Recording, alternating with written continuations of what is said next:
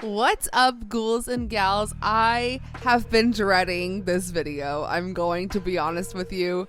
We ended up watching 61 I should say logging 61 things, because we did watch a lot of short films in the month of August. However, we did log 61 things, and I've just kind of been dreading recapping everything because this is the most, I think this is the most movies we've watched since our film fest back in December.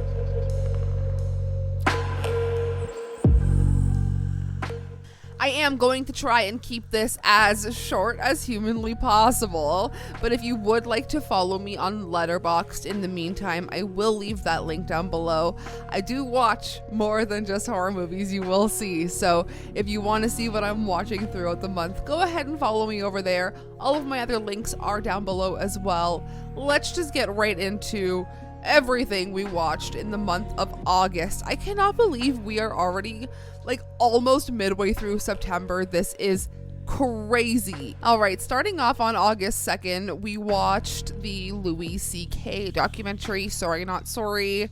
Not a good guy, not really a good dog. Well, I mean, it was all right for a documentary, but not a good guy. So we're just gonna breeze through that one. Also, on the 2nd, we watched Maxine finally, which I did enjoy. I just did kind of feel like it was a little disjointed. And also, considering we had to wait so long in between X and Pearl and then Maxine, it just kind of felt like it wasn't what I thought we were going to get, I guess, but nonetheless, I did enjoy it. Also, on the 2nd, with Joe Bob, we watched Death Game from 1977. If you guys have not seen, or if you have seen Knock Knock and have not seen Death Game, we had not seen Death Game, it pretty much is the blueprint for Eli Roth's Knock Knock. But I think I did enjoy this one a little more. However, there was a really annoying song that plays throughout that I really did not like. Also, on the 3rd, we watched Faces of Death. I've been wanting to kind of revisit this film, and as we were watching it, we were kind of reading about each scene, if you will, and kind of debunking some of the things that I thought were true growing up. Like I wrote in my review, when I saw this, I was in the 7th grade, and I remember getting about halfway through, pausing the browser on my computer because I was doing, I was looking up some crazy stuff in 2007. But I remember just leaving that on the screen, and I had to run and grab my mom to come and close it because I was so scared. I did not want to return to that browser that was open. But honestly, watching it as an adult, yeah, a few scenes were kind of but I think I'm pretty far removed from Faces of Death, and I don't know how I feel about a remake incoming. Let me know your thoughts. On the 4th, we watched Fallen for the first time for me, because I had just picked it up on VHS, so we figured we would watch it. I enjoyed it for what it was. It was a pretty decent film. We watched it in the afternoon, and I will say it was a very good afternoon watch. I like to correlate movies with specific times of day, so if I'm telling you when to watch something, I feel like you can trust my opinion. Also, on the 4th, we watched a film called Kill Your Lover, which I did talk about in my I believe it was my last horror movies under 80 minutes.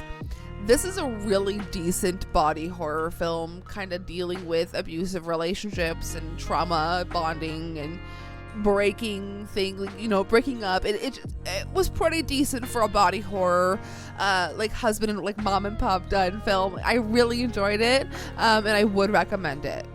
All right, in August, we tried to tackle most of the Wrong Turn franchise, and also on the 4th, we watched Wrong Turn 2, which is actually directed by Joe Lynch, and I love Joe Lynch. So honestly, I would say this is probably one of my favorite Wrong Turn films. I was thinking about doing a ranking, a series ranking video. Would you guys like to see stuff like that? Let me know.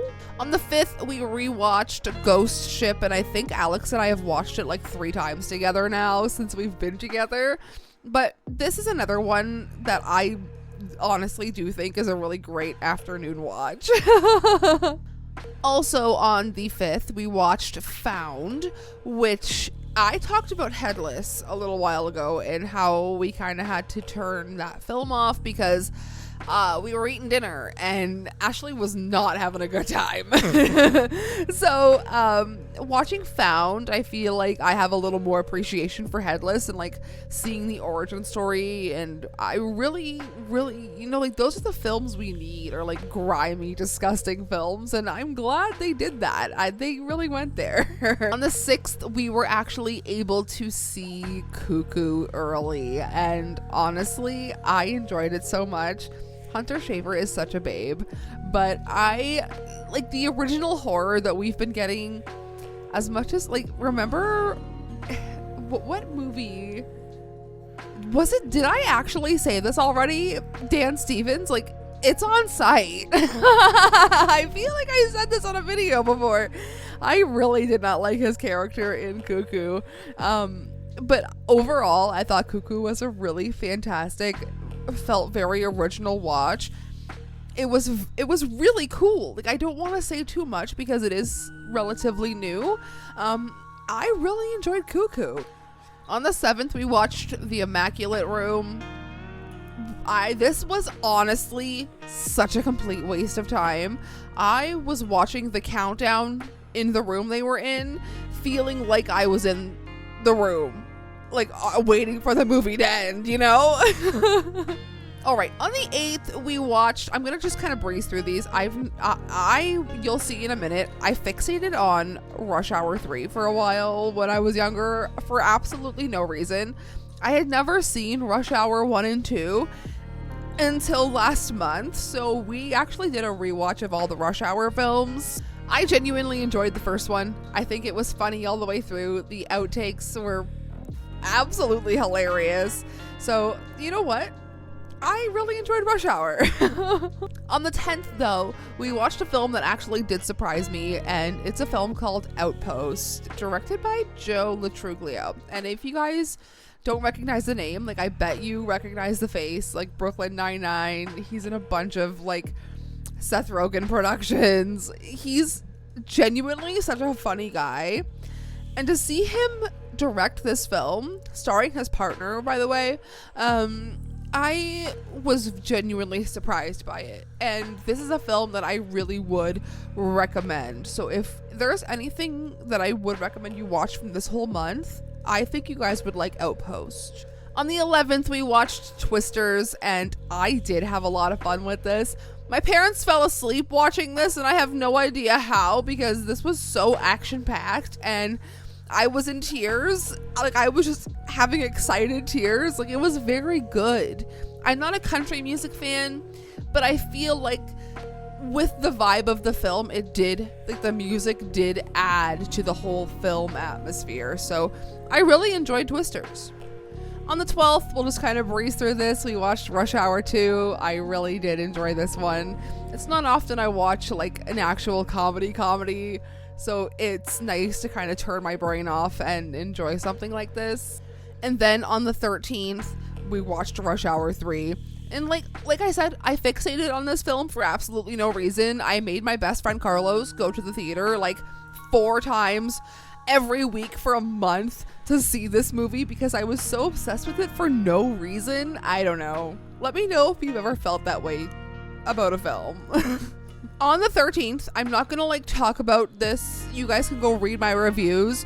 We watched the Etheria Short Film Fest. It is all short films directed by women. You can watch the whole thing on Shudder. It is split up into a whole whack of different short films. Really great as a whole. I really enjoy just seeing different directors and what they can do. But I'm not gonna go into it. Go check out my reviews if you'd like. Just know that I really love short films, and it's on Shudder if you want to check it out. On the 14th, we both seen it. We rewatched Pirates of the Caribbean. I can confidently say this movie is not for me. We rewatched it for Alex's podcast. Not a fan. Sorry. On the 14th, also, we watched Madman with an old episode of The Last Drive-In. Once again, just trying to get through the 80s and a bunch of 80s horror movies. And you know what? I love Madman Mars. I don't care if this was a bad movie. I loved Madman Mars as a character. On the 16th, we watched Video Violence. And we've actually watched a bunch of series and completed a bunch of things this month. And Video Violence, so low budget. Part 1 was alright. We'll get to part 2, but part 1, I feel like you're just kind of getting a taste of this low, even no budget film. And then part 2 comes in with maybe a little bit more budget and it's even more fun. We did another Last Drive-In watch and watched Cemetery Man with Joe Bob. You know what? Not a bad film. This is 90s and I feel like I'm kind of diving more into the 90s now. I feel like I'm so stuck in the 80s, you guys. You probably realize that, and I need to stick my foot more into the 90s. On the 17th, we watched a film called Beyond the Gates. If you like Barbara Crampton, definitely check this one out. This one, I'm not going to talk too much about because you will be seeing it in an upcoming video, and I don't want to spoil too much about it, but if you like game horror, wink, check this one out. On the 17th, we watched Pin from 1988, and like I said in my review, I feel like my inner monologue has become Pin's voice, and I don't like that.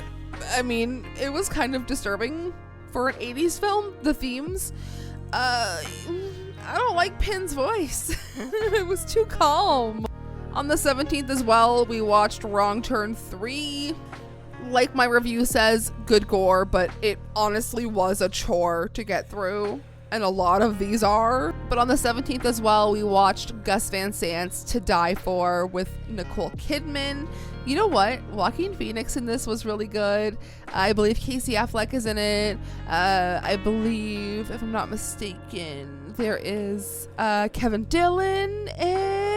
My camera's gonna die. I cannot fact check this right now. I am running out of time. I will add it in. You know what? Not my kind of film. It was alright, but I really love that Danny Elfman did the score. On the 18th, back to some more Wrong Turn 4. I will say I really did enjoy the opening sequence, but as a whole, once again, a huge chore. Also on the 18th, we watched a film called Chompy and the Girls. I don't know about you, but I, by the poster, by the title, I was kind of put off by this, but trust me, if you like a weird film, this is another one we're going to be talking about coming up. If you like weird films, definitely check this one out. I really enjoyed this film. It's on Tubi. Okay, back to Video Violence. On the 18th, we watched Video Violence Part 2. This one is set up like some sort of effed up TV show, and it's weird. It's so low budget, but it's so fun, honestly. If you're gonna check out Video Violence 1 or 2, 2 is where it's at, but I feel like you have to sit through 1 to get to understand Video Violence 2. I really enjoyed it. And also on the 18th, as I mentioned, we watched Cuckoo, which is directed by Tillman Singer. We went back and watched his first film, Luz or Lose. I'm not too sure what the pronunciation is. Decent film, under 80 minutes, short and sweet, really cool to sit through. And that is how you do it.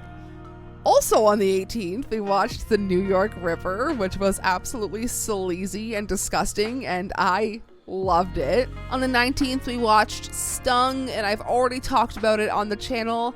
If you like bug films, check that one out. On the 20th, we did watch Oddity, and like I said in my review, I'm still recovering from the jump scares.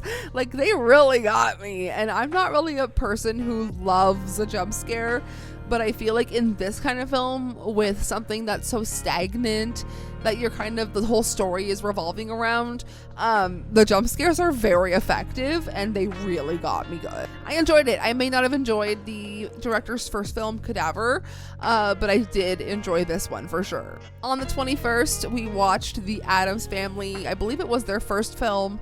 The Deeper You Dig in preparation for their new film, Hellhole, which we will talk about in a second. But The Deeper You Dig, it just feels like such a cool family project. It feels so personal. Great gore, as always. Great music, as always. I am such a fan of the Addams Family. They said they would be on our podcast, and I don't know if I know how to act properly, you know?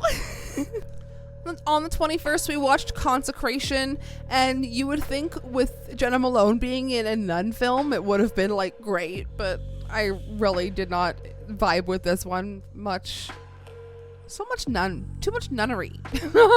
We will talk about a better nun film and the topic of nunsploitation later on, and we'll get there, but, like, let me tell you, we need to bring back like a good nunsploitation, you know? On the 22nd, we watched a film called Bruiser, which actually was directed by George A. Romero, has a cameo from The Misfits.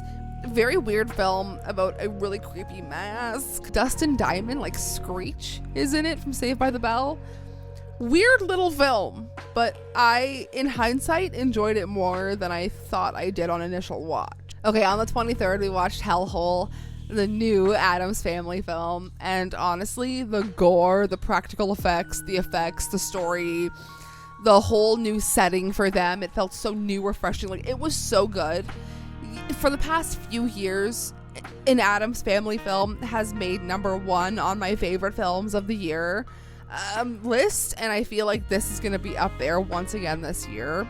Like I said, I am just a huge fan. So the weekend of the 24th, my mother-in-law, Alex's mom, came to stay with us for the weekend, and we rewatched a bunch of stuff. So I'm just going to kind of breeze through, starting off with In Search of Darkness Part 3. We made her sit through all 5 hours after driving from New York to Canada. Love it. On the 24th, we made her watch Bottoms, and she did not like it, but I love that film. After Bottoms, we made her watch Talk to Me, and on rewatch, it was still so effective, and it was still so scary and so good. And then after that, Alex and I went to bed, and we were like, okay, there's a new Charles Band film out, and it's under an hour, or about an hour. So we checked out Quadrant, and it was not good by any means, but there's some great boobies in it. If there's one thing Charles Band gets, it's boobies, and he will tell you that straight up. Okay, on the 25th, we rewatched Longlegs, and let me tell you, remember when I said I cried in the theater because the opening jump scare scared me so bad? It got me again, and I'm pissed off that it got me twice.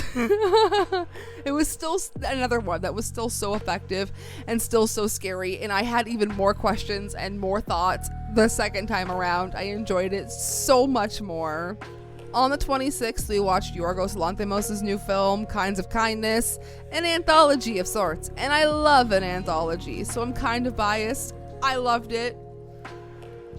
Very weird. And honestly, I feel like this film was my deciding factor.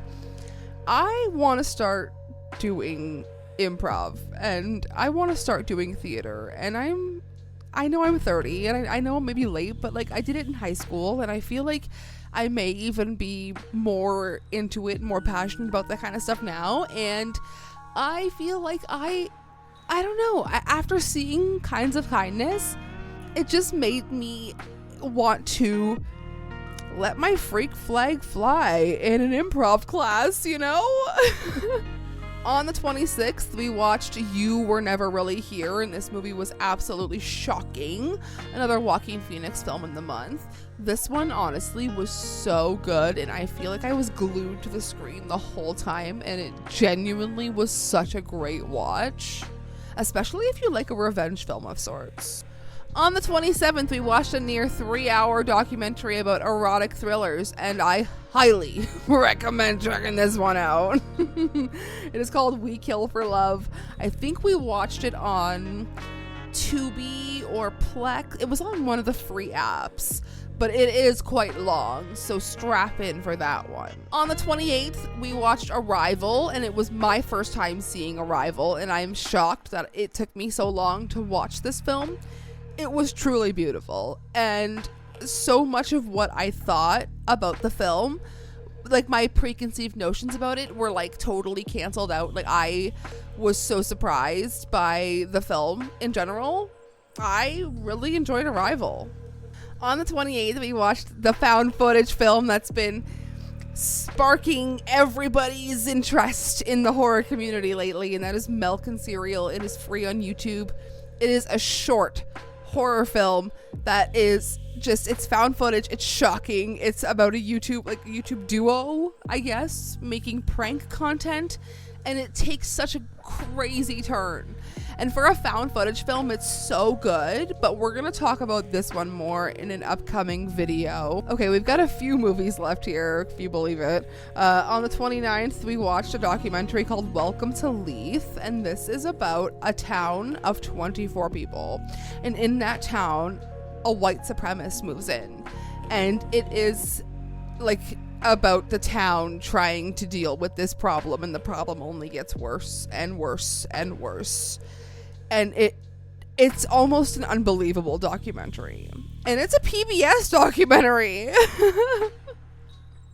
But honestly, like, it was really, really good, and I recommend seeking that one out. All right. It was the Joe Bob Night Marathon, the weekend of the 30th, and we started off with Slumber Party Massacre. In my gut, I had a feeling that that was going to be one of the films. Like, why wouldn't it have been? So we started off our night with that, and then immediately after, we rewatched When Evil Lurks. So many good rewatches this month, and honestly, on a second watch, When Evil Lurks was equally as scary, if not scarier. It was even more effective, just like Longlegs and Talk to Me. Like, they are the three movies that I feel like on a second watch hold up and are possibly even better the second time around. Okay, on the 31st, we watched Borderlands, and it was possibly one of the worst movies I've ever seen. I love the games. Borderlands is my favorite game of all time, that and BioShock, and I am scared if anything ever happens to BioShock. Okay, also on the 31st, we almost done here, I'm getting out of breath. Wrong Turn 6, not a good film, another chore. I mean, they're fun to watch, but like this one was, like, I think, yeah, this is the one I fell asleep through. And 2 films left.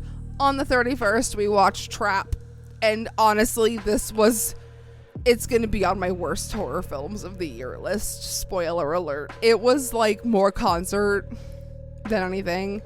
It felt like he just wanted to put his dog, like, it was a Nepo movie. I don't know. Josh Hartnett was so weird and goofy in like a weird, creepy kind of way, you know what I mean? Like, I just did not vibe with the movie at all.